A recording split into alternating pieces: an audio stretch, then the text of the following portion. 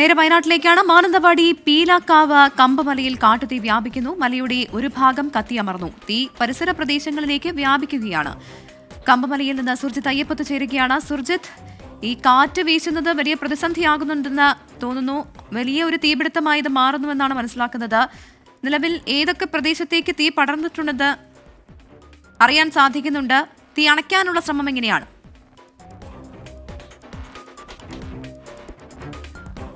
പ്രവിത, പിലാക്കാവിലാണ് ഇങ്ങനെ ഒരു കാഴ്ചയുള്ളത്. ഒരു മലയുടെ ഒരു ഭാഗം കത്തി അമർന്നിട്ടുണ്ട്. മറുഭാഗത്ത് തീയണയ്ക്കാൻ ഇപ്പോൾ വലിയ പ്രയത്നം വനംവകുപ്പ് ഉദ്യോഗസ്ഥർ നടത്തുന്നുണ്ട്. RRT സംഘം 4 ജീപ്പുകൾ മുകളിലേക്ക് ആ മേഖലയിലേക്ക് പോയിട്ടുണ്ട്. പലരും മലയ്ക്ക് മുകളിൽ എത്തിയിട്ടുണ്ട്. ഒരു ഭാഗത്ത് തീ അണയ്ക്കാൻ വേണ്ടി കഴിഞ്ഞിട്ടുണ്ട്. പക്ഷേ മറുഭാഗത്ത് തീ ആളിപ്പടരുന്ന ഒരു അവസ്ഥ കൂടി നമുക്ക് നിലവിൽ കാണാൻ കഴിയുന്നുമുണ്ട്. അതാണ് ഇവിടുത്തെ ഒരു പൊതുസ്ഥിതി. ഈ ആളുകളെ സംബന്ധിച്ച് ആശങ്ക എന്ന് പറയുമ്പോൾ തൊട്ടു താഴെ ഇടതൂർന്ന വനമാണ്. അതിന് താഴെയാണ് ഈ തോട്ടം മേഖലയുള്ളത്. അതായത് തോട്ടം എന്ന് പറയുമ്പോൾ തേയിലത്തോട്ടങ്ങളാണ് പ്രധാനമായും ഉള്ളത്. മലയുടെ ഒരു ഭാഗത്ത് നിന്ന് മറുഭാഗത്തേക്ക് ഇതിങ്ങനെ കത്തി അമരുകയാണ്. വേഗത്തിൽ തന്നെ തീപിടിക്കുന്ന ഒരു സ്ഥിതിയാണ് ഇപ്പോൾ കമ്പമലയിൽ നമുക്ക് കാണാൻ കഴിയുന്നത്. ഈ പ്രദേശവാസികൾ ഉൾപ്പെടെയുള്ളവരുണ്ട്. തഹസിൽദാർ രാമമൂർത്തി ഉൾപ്പെടെയുള്ളവർ ഇവിടേക്ക് എത്തിയിട്ടുണ്ട്. റവന്യൂ ഉദ്യോഗസ്ഥരടക്കമുള്ള ആളുകൾ ഇവിടേക്ക് എത്തിയിട്ടുണ്ട്. വനംവകുപ്പ് ഉദ്യോഗസ്ഥരും ഈ പ്രദേശത്തേക്ക് വന്നിട്ടുണ്ട്. എന്തായാലും അത് മാനന്തവാടി കണ്ണൂർ മാനന്തവാടി പാതയിലൂടെ പോകുമ്പോൾ അതിൻ്റെ ആ മേഖലയിൽ അവിടെ നിന്ന് ശരിക്കും ഈ കത്തി അമരുന്ന കാഴ്ച നമുക്ക് കാണാൻ കഴിയുന്നതുമാണ്.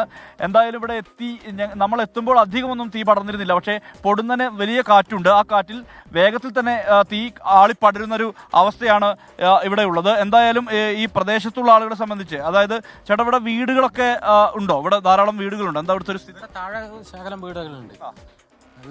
ഇതേപോലെ കാട് ഇങ്ങനെ കത്തി ഇറങ്ങുമ്പോൾ വന്യമൃഗങ്ങൾ താഴേക്ക് ഇറങ്ങാൻ സാധ്യതയുണ്ട്.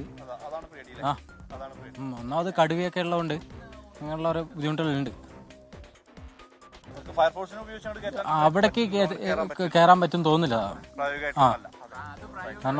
എന്തായാലും തഹസിൽദാർ ഉൾപ്പെടെയുള്ള റവന്യൂ ഉദ്യോഗസ്ഥർ ഇവിടെ കാര്യങ്ങൾ ഇതുമായി ബന്ധപ്പെട്ട വിശകലനം നടത്തിക്കൊണ്ടിരിക്കുകയാണ്. റവന്യൂ ഉദ്യോഗസ്ഥർ ഇവിടെ എത്തിയിട്ടുണ്ട്. തൊട്ട് താഴെ ജനവാസ മേഖല, അതായത് അല്പം മാറി ഉള്ള പ്രദേശത്താണ് ഉള്ളത്. പക്ഷേ അവിടേക്ക് തീ പൊടുന്നനെ പടരുന്ന ഒരു അവസ്ഥയാണ് നമുക്ക് കാണാൻ കഴിയുന്നത്. എന്തായാലും തഹസിൽദാർ കൂടി നമ്മോടൊപ്പം ചേരുകയാണ്. സാർ, എന്താണ് നടപടി? നമ്മളെ ഒരു ആക്ഷൻ എങ്ങനെയാണ്? എന്തൊക്കെയാണ് നമ്മളിപ്പോൾ ഞാനിപ്പം അറിഞ്ഞതിന് ശേഷം ഇവിടെ സ്പോട്ടിൽ വന്നതാണ്. അപ്പോൾ ഫയർഫോഴ്സുകാർ ഇവിടെ എത്തിപ്പെടാൻ പറ്റത്തില്ലെന്നാണ് എൻ്റെ ഒരു അറിവ്. ഫോറസ്റ്റുകാർ താഴത്തെ ഭാഗം ഇങ്ങനെ അടച്ചുകൊണ്ടിരിക്കുന്നതായിട്ടാണ് അറിയുന്നത്.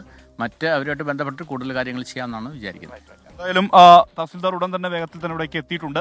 അദ്ദേഹം ഈ പ്രവർത്തനങ്ങളുടെ ഭാഗമാകുന്നുണ്ട്. എന്തായാലും വനംവകുപ്പ് ഉദ്യോഗസ്ഥർ അതിനകത്തേക്ക് കയറിയിട്ടുണ്ട്. RRT ടീം അല്പസമയം മുമ്പാണ് നമുക്ക് മുന്നിലൂടെ കടന്നുപോയത്. അതിൽ ഒരു വിഭാഗം ആളുകൾ അതിന് മുകളിൽ എത്തിയിട്ടുണ്ട്. അതായത് ഒരു മലയിൽ നിന്ന് മറ്റൊരു മലയിലേക്ക് തീ പടരുന്നത് തടയാൻ വേണ്ടി കഴിഞ്ഞിട്ടുണ്ട്. പക്ഷേ അതിൻ്റെ താഴേക്ക് വ്യാപകമായി പടരുന്നുണ്ട്. അത് പുകയുന്നത് നമുക്ക് കാണാൻ കഴിയുന്നുമുണ്ട്. അതായത് നമ്മൾ വരുമ്പോൾ ഒരൊറ്റ മല മാത്രമാണ് കത്തിയിരുന്നത്. അത് മറ്റൊരു മലയിലേക്ക് വ്യാപിച്ച് അതിപ്പോൾ പുൽമേടാണ്. ആ പുൽമേട് പൂർണ്ണമായും കത്തി അമരുന്ന ഒരു കാഴ്ചയ്ക്കാണ് ഇപ്പോൾ നമ്മൾ ഇവിടെ സാക്ഷ്യം വഹിച്ചുകൊണ്ടിരിക്കുന്നത്. അതിൻ്റെ താഴേക്ക് ഉള്ളത് ഇടതൂർന്ന വനമാണ്. ആ വനത്തിലേക്ക് കിടന്നാൽ ഒരു പക്ഷേ വേഗത്തിൽ തന്നെ തീ ആളിപ്പടരാനുള്ള സാധ്യത തള്ളിക്കളയാൻ കഴിയുകയില്ല. വേനലാണ്. ആ വേനൽ വലിയ തരത്തിൽ തന്നെ ബാധിച്ചിട്ടുണ്ട് വയനാടൻ കാടുകളെ. പൂർണ്ണമായും അത് അവിടെ ഇലകൾ പൊഴിഞ്ഞ് അത്തരത്തിലുള്ള അവസ്ഥയിൽ നിൽക്കുന്നൊരവസ്ഥയുണ്ട്. അതുകൊണ്ട് തന്നെ വേഗത്തിൽ തന്നെ ഇങ്ങനെ ഇത് പടരാനുള്ള ഒരു സാധ്യത തള്ളിക്കളയാൻ കഴിയുകയില്ല. വന്യമൃഗങ്ങളുള്ള മേഖലയാണ്. കാട്ടുപോത്തും കടുവയും ഉൾപ്പെടെയുള്ള വന്യമൃഗങ്ങളുള്ള പ്രദേശം. അതുകൊണ്ട് തന്നെയാണ് ഈ ആളുകളെ സംബന്ധിച്ച് ആശങ്ക. ഇങ്ങനെ വനം കത്തിയാൽ ഒരു പക്ഷേ അത് ബാധിക്കാനുള്ള സാധ്യതയുണ്ട്. ഒരു പക്ഷേ ഇവിടെ വയനാട്ടിൽ ആദ്യമായാകും ഈ ഒരു സീസണിൽ ആദ്യത്തെ ഒരു കാട്ടുതീ എന്നുള്ള സംഭവമാണ്. വനംവകുപ്പ് ഉദ്യോഗസ്ഥർ ഫയർ ലൈൻ അടക്കമുള്ള മാർഗ്ഗങ്ങൾ സ്വീകരിക്കുന്നുമുണ്ട്.